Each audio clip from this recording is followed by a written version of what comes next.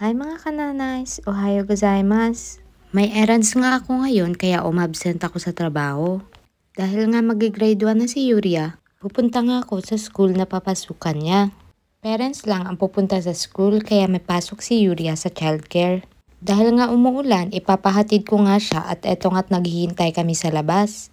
Itutur nga kaming mga magulang sa papasukan na school ng mga anak namin. At pagkasundo nga kay Yuria, bumalik nga muna ako sa kwarto. Dahil nga wala akong pasok pag winter season, naghanap nga ako ng sideline. Hindi pa nga winter season at may trabaho pa nga ako sa farm, pero pa konti-konti, hinahanda ko na nga ang trabaho ko dito. Ayaw ko na kasing maranasan ang ilang winter season ko dito sa Japan na sobrang boring. At dahil may oras pa nga, nagkalikot muna ako ng phone ko. At pagdating nga namin sa papasukang school ni Yuria, inikot ka kami sa buong room ng school. Ito nga yung magiging indoor gym nila sa loob ng paaralan. Pagka-uwi nga, tinatamad nga ako magluto ng tanghalian.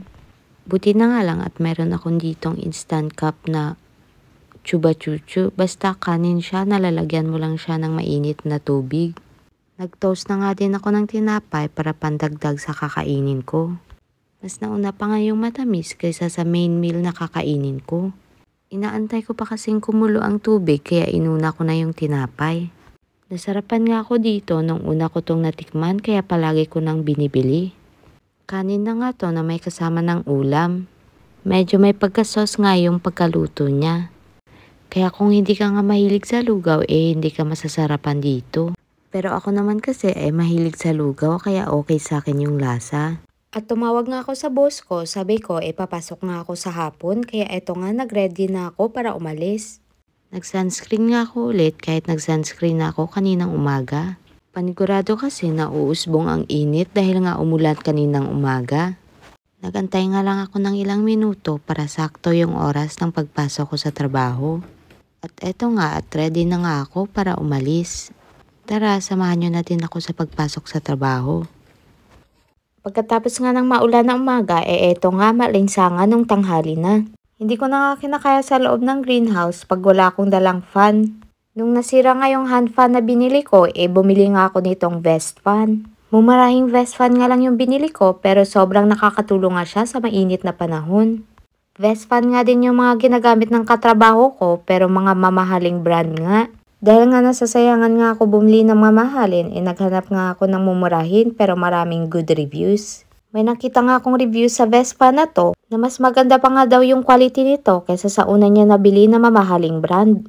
May 3 kulay nga yung Vespa na to at eto nga yung kulay na nakamura ako. Naka 50% off nga yung ganitong kulay kaya eto na nga yung pinili ko. Tatanggal nga yung fan sa vest kaya pwede mo ngang labhan ang damit. Habang nababike nga ako papunta sa trabaho na-outbalance nga ako. Kahit nga nakamahabang pants ako nagasgas nga yung tuhod ko.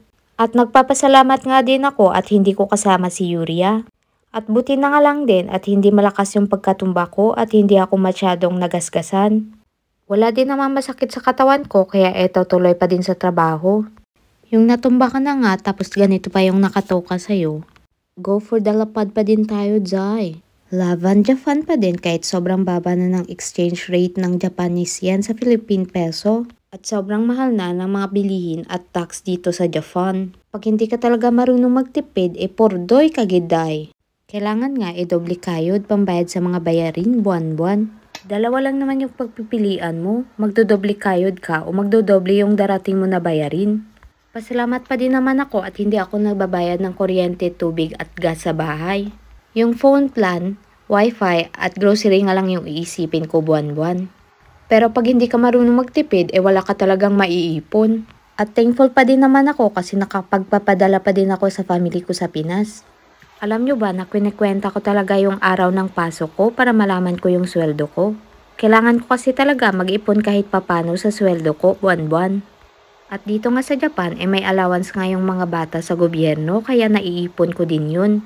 Baka magtaka pala kayo kung anong ginagawa ko dito. Tinatanggal ko nga yung mga dahon na nagbabrown na para hindi na umabot sa pagmumold. Eto nga at dito ko na din tatapusin ang video na to. Salamat sa panonood. See you on our next vlog. Matane!